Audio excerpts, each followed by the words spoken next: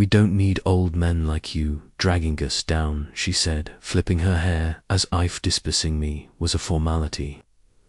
"My name is Stanley Rowe. I'm 59 years old and had been the operations manager at Harper Machinery in Indianapolis, Indiana, for the past 18 years. Not the kind of man who made speeches or demanded attention in meetings. Just the steady hand that kept the gears turning at a company that manufactured industrial equipment for half the factories in the Midwest." I just smiled sarcastically, nodded once, and walked out of Vanessa's office. No arguments, no threats, no drama. Just cleared out my desk, methodically, while the younger staff averted their eyes. Some of them had been hired as teenagers, no, men and women with families, and I trained every single one, but nobody said a word as I packed up almost 2 decades of my life into a cardboard box. Charles Harper had built the company with his own hands. 43 years ago, started with a single lathe in his garage, built it into a $30 million business through pure grit and air reputation for reliable machinery head, hand-picked me to run operation. His health started failing. "You're the only one I trust, not to cut corners," he'd said. Now his daughter, Vanessa, 28 years old, with a business degree and 2 years living in Miami, had decided the company needed modernization and fresh perspective code for getting rid of anyone who remembered how things were done before. Spreadsheets replaced common sense as I walked to my truck, carrying that pathetic box of personal items. I felt a strange calm, because what Vanessa didn't know, what she hadn't even bothered to check, was that my employment contract had a very specific clause, one that Charles himself had insisted on to keep him from being poached by competitors, a penalty equal to 2 full years' salary if I was terminated without cause. I placed the box in the passenger seat and sat there for a minute, hands resting on the steering wheel. Through the windshield, I could see the production floor equipment I'd made myself, systems I'd implemented, people I'd hired, all a buto. Learn what happens when institutional Kendall walks out the door. I didn't slam the door, didn't screech out of their parking lot, just turned the key, put their truck in drive, and headed home to call Harold Preston, a lawyer friend who'd been waiting for an excuse to take on a corporate case. This straightforward. I'd never been feflishy type, married 29 years to my wife Linda. Before cancer took her 4 years to go, raised 2 kids who were both doing well, son in Denver with an engineering firm, daughter teaching 3rd grade. In Cleveland, my life had been built around consistency and reliability, the same approach I'd brought to Harper Machinery. Charles Harper had been more than just a boss. In many ways, he was the father figure I never really had. My own dad having disappeared when I was 11, leaving me mother to raise 3 boys on a secretary's salary. Charles had taken a chance on me back when I was 41, coming off a layoff from a dying automotive plant, with nothing but hands, an experience, and a community. Colleague degree in mechanical engineering. Graduates don't build machines, Charles had said during my interview. Men with sense and skill do. He'd promoted me to operations manager within 2 years. Charles and I weren't the types to go fishing together or hit the bar after work, but there was a respect between us that went beyond the workplace. When Linda got sick, he'd been the one to arrange my schedule without me ever asking, ensuring I could take her to a treatment. Family first. Stanley Orwist's first warning sign came about a year ago when Vanessa started showing up at meetings fresh out of business school, carrying a leather portfolio and trailing a cloud of expensive perfume. About synergy and market disruption, I'd catch Charles wincing sometimes at her suggestions. Proper sales that would have gutted our quality control or outsourced components we'd always made in-house, but he never contradicted her publicly, just quietly fixed Things afterwards she needs Tolorn. Stanley, he told me, one afternoon leaning against my office. Doorframe Sumlersons can't come. From books the second warning was when Charles announced his retirement. 3 months ago, heart problems, he said, I suspected. It was more about succumbinto, Vanessa's pressure. He looked defeated when he handed me the up-to-date organization chart with Vanessa's name at the top. I made her promise to keep the core team intact. He'd said, not quite meeting my eyes, the experience you all bring is what makes this place work. He just nodded, but something in my gut tightened the way Charles wouldn't look directly at me, like he knew what was coming but couldn't bring himself to say it. The morning after my termination, I was sitting at my kitchen table, viewing my employment contract with Harold, when my phone rang. Charles's name lit up the screen. I almost didn't answer it, almost, but 18 years of respect, Docent Banishov, Knight Stanley. His voice sounded strained. What the hell happened, Esther?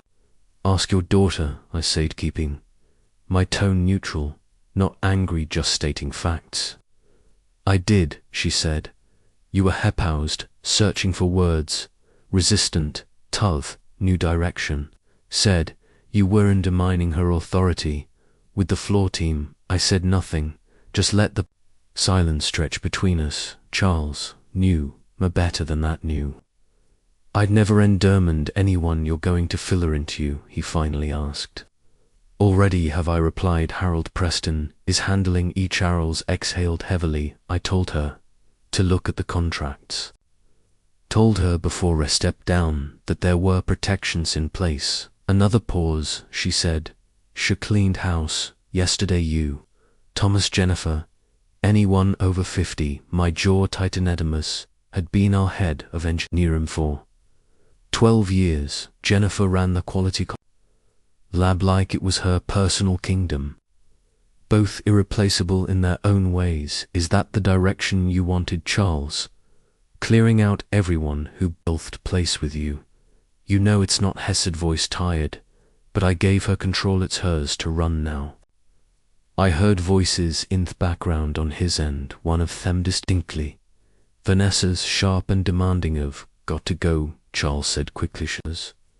The call ended abruptly. I set their phone down and stared at my contract spread across the table. Section 12, paragraph 3. In the event of termination without documented cause as defined in Appendix C, employee shall be entitled to severance compensation equal to 24 months of current salary. Harold had lighted it in yellow. Its air-teethed told me earlier that either payer will take them to court where we'll win, and they'll pay my fees to Iwakato, the window overlooking my backyard maple tree Linda and I had planted when we first moved in 26 years ago. No toad over the property we'd known. Through 2 lightning strikes and addices that nearly killed it, patched, it gave it what it need. Dead toe thrives. Something shifted inside. Methis wasn't just about money anymore. It was about value, about recognizing what experience brings to the table, about respecting the foundation others built before you. Decided to renovate the house. Picked up my phone and called Thomas then Jennifer. By noon, I'd spoken with every veteran employee. Vanessa had asked some, were shell-shocked. Others furious, all of them worried about their future. Take a breath, I told each of them. Check your contracts, call Harold. Then I Madione Moore, call too. Douglas, clean owner of Precision Parts across town, a man who'd been trying to hire me away from Harper. Years still interested in that conversation. I asked him 3 days after Bung fired. I sat across from Vanessant Harper Machinery's corporate etony in a downtown office. Harold Preston beside me, his weather-read briefs, opened my contract promptly. This is ridiculous, Vanessa said, not even looking at the document. Where implementing a new direction, that's cause enough. Harold, 67, with that patient demeanor of a man who'd seen a very corporate trick, simply pointed tough highlighted clause. Termination cause, as defined in appendix, requires severance equal to 24-month salary, approximately $320,000 in Mr. Rose's case. The corporate lawyer, young guy named Justamu, looked fresh out of law school, scanned the contract with growing discomfort. Miss Harper, the definition of cause here is quite specific. Performances, ethical violations, criminal acts, was resistant to change. Vanessa interrupted, crossing her arms. That's insubordination. Where's that documentation? Harold asked. Written warnings, performance improvement plans. Becker's Appendix C requires a document template, not a single instance. Justin flipped through a thin folder in front of him, finding nothing. Vanessa's face tightened. Fine, so we pay him a few months severance and move on. 24 months, Harold corrected, as stipulated. That's ridiculous, she snapped. Well, offer 6 months, take it or leave it. Watching her in that moment, Shara reminded me of her father, the same stubborn set to her jaw. But Charles Stubborn's had always been in Supersoft. Building something hers seemed aimed at tearing down. Harold closed his briefcase. Then we'll proceed with legal action. Discovery should be interesting. Jesply regarding the simultaneous assertion of multiple employees over 50. Justin's eyes widened slightly. Helen toward Vanessa and whisper something urgent. She brushed him off. Before you make threats, Vanessa said. Tome, ignoring Harold completely, you should know. We're prepared to fight this. You'll be tied up in court for years. I finally spoke. I've got time and will make it known throughout the industry that you're difficult, she added. Good luck finding another position at your age. That's when her father appeared in theater way I hadn't seen Charles since his retirement party. He looked thinner, paler, but his eyes were sharp as ever. Vanessa, he said quietly, a word. We're in the middle of something. Dad, now, not a request. They stepped outside through their glass wall of the conference room. He could see them arguing. Charles gesturing emphatically, Vanessa's posture growing more defensive when they returned. Vanessa wouldn't look at me, Justin. Charles said, prepare the severance agreement as written in the contract. Dad, Vanessa started. Not now, Charles. Tenetomi, I apologize.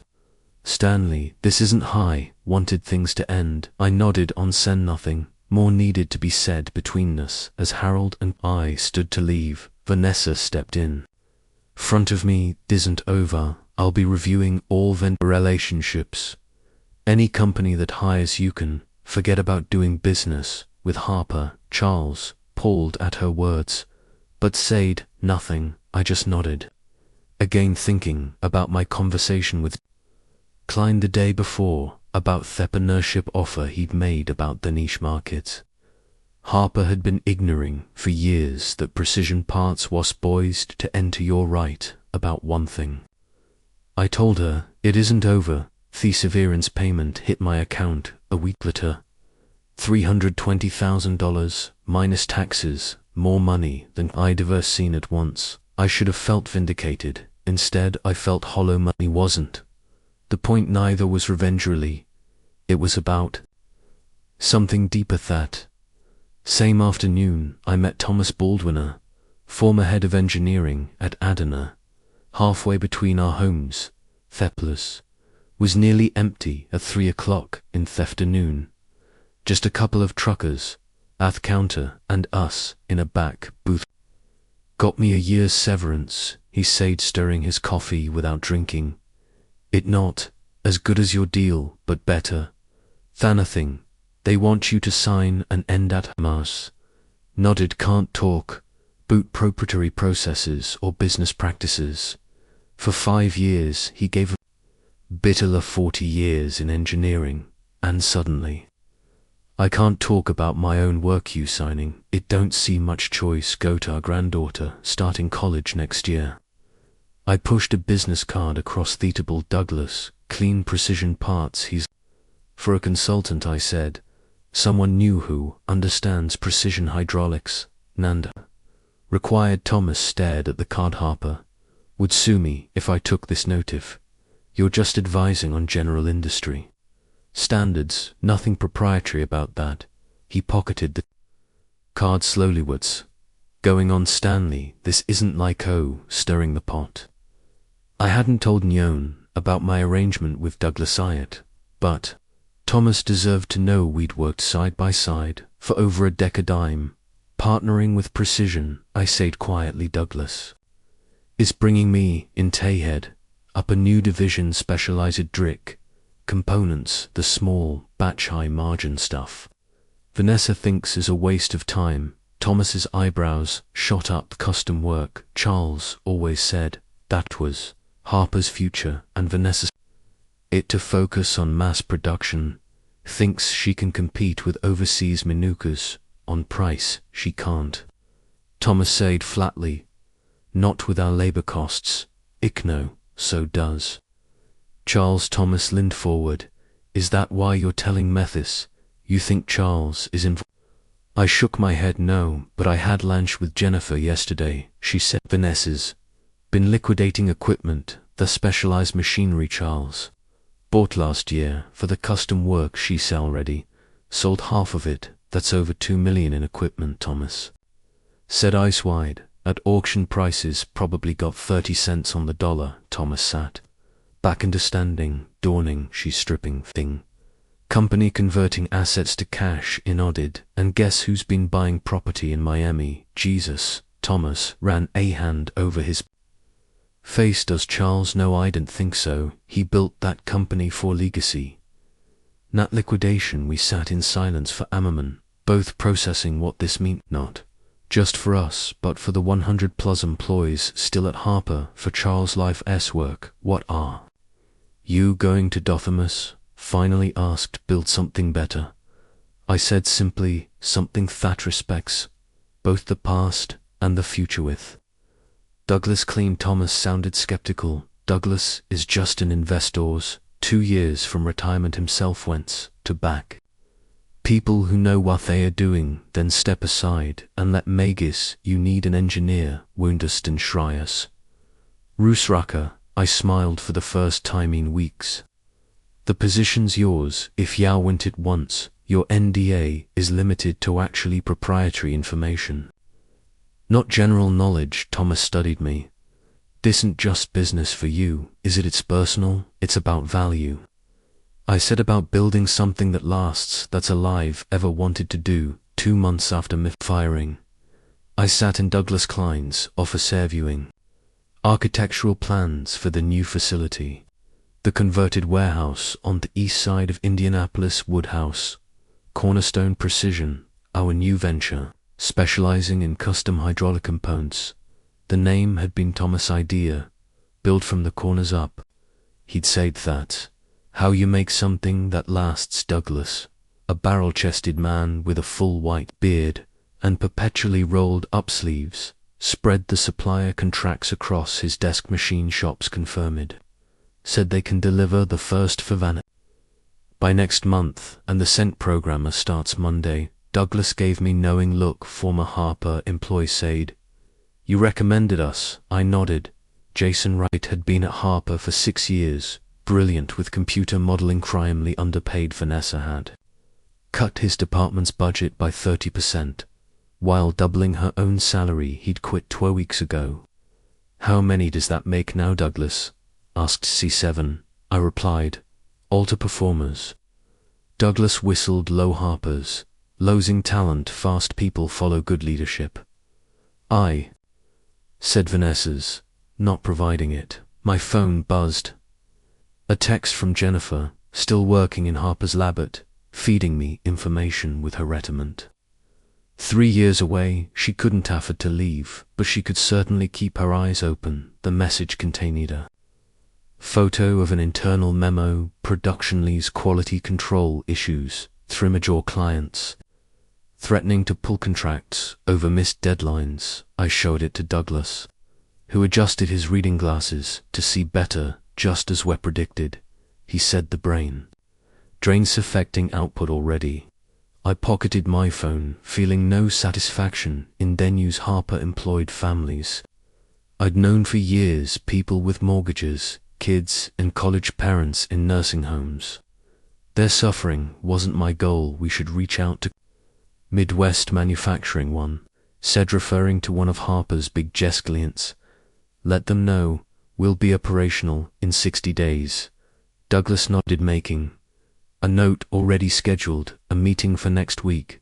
They're purchasing managers, eager to talk. I stood and to the window overlooking through a house floor below. Workers were installing the first pieces of equipment, bones of something new, something built on respect for experience and innovational. My phone rang. Charles Harper's name on the screen. I should take this, it told Douglas, who nodded and stepped out, closing the door behind him. Charles, I answered. Stanley, his voice sounded red-feated. We need to talk. I'm listening. A heavy sigh. I know what you're doing, their new company, the Harper employees. You're away. I said nothing. It wasn't illegal, wasn't even unethical. Just business. I'm not calling to ask you to stop. Charles continued. I'm calling Tosk for your help. That caught me off guard. What kind of help? The kind of might save what's left of my company. Hep-housed Vanessa's been selling off assets, cutting corners on quality. The board's concerned. So am I. Why tell me this? Because you're the only one who knows very part of the operation, the only one who might see a path forward. Another pause. And because I should have listened to you months ago. When you warned me she wasn't ready, I closed my eyes, thought about all those years. Working belongs to Charles, building something wooer, both proud of something that employed hundreds of people who to make good decisions. What exactly are you asking? Charles, come to my house tonight, said, and bring Thomas if he's willing. The board wants to meet to discuss options. Optionsies. Charles's voice strengthened slightly, including a change in leadership. I looked down at the house floor, again at our small but growing operation, at the future I'd been building out of the ashes of betrayal. I'll be there, I said finally, but I'm not promising anything. Fair enough. Relief evident in his voice. And Stanley, yes, thank you for still taking my calls. 6 months after buying Fired, I stood in the back of Harper Machinery's main conference room. The quarterly all-hands meeting had just been called to order, with Vanessa at their head of the table, flanked by her new executive team, most under 35 all. Looking nervous, I wasn't supposed to speak until the Ned that had been the agreement with board let Vanessa present her quarterly results. First, give her their chance to explain the 37% drop in revenue, the lost contracts, the quality control failures. She was halfway through a presentation blaming market conditions and legacy inefficiencies when she noticed me. What is he doing here? She demanded, pointing in my direction. Charles, sitting quietly among the board members, nodded to the chairman, who stood. Vanessa, the chairman said, the board has reached a decision regarding the company's leadership. Her face went white. Oh, can't be serious, Stanley. The chairman continued, turning to me. Would you like to explain the new arrangement? He stepped forward, holding a folder. The someone Harold had prepared for Miss Everance 6 months earlier, but with very different contents. Now Harper Machinarius, merging with Cornerstone Precision, East. My voice steady. The board has approved the acquisition agreement this morning. Vanessa laughed sharply. This is absurd. I'm the majority shareholder. No, Charles said, standing slowly. You hold 20%. I maintained 51%, which I've now voted in favor of the merger. I slid the folder across the table to her. Cornerstone will absorb Harper's custom hydraulics division. The rest will continue under new leadership. My leadership, Thomas said, stepping in from doorway. Vanessa flipped through documents, Her hands shaking. This is business. I finished for her, nothing personal. A year after the merger, I stood in the expanded production facility that now housed both Cornerstone Precision Harper Custom Hydraulics. Workers moved efficiently between stations, the rhythm of machinery creating a symphony of productivity I'd missed during my months away. Charles joined me on the observation platform, leaning heavily on his cane. His health hadn't improved, but his spirit had. Watching the company thrive again had been the best medicine a quarter. Numbers came in, he said, handing me a report, best in 5 years. I nodded, scanning the figures. Profit margins up, employee retention stabilized, new patents filed. Vanessa colored yesterday, Charles said quietly. From Miami. I raised an eyebrow, but said nothing. After the merger, she'd taken her settlement and disappeared. No goodbyes, no apologies. She's starting a he continued, asked if I'd invest. Will you? Charles shook his head, told her to come back to Indianapolis first, learn it. Business from the ground up, the why did the way you did. And she hung up. Hesmald sadly, but she called back this morning, asked if the offer still stood. Bellow us.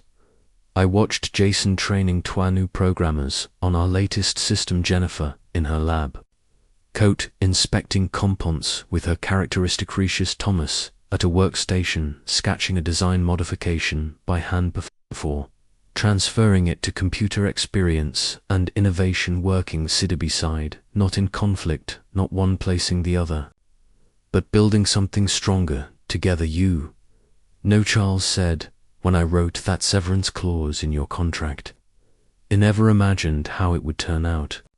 I smiled. Neither did I. Way stood in comfortable silence, watching the company we'd both helped build continue to grow. Some lessons are expensive, but the ones that stick, the ones that change how we see the world, those are always worth the price.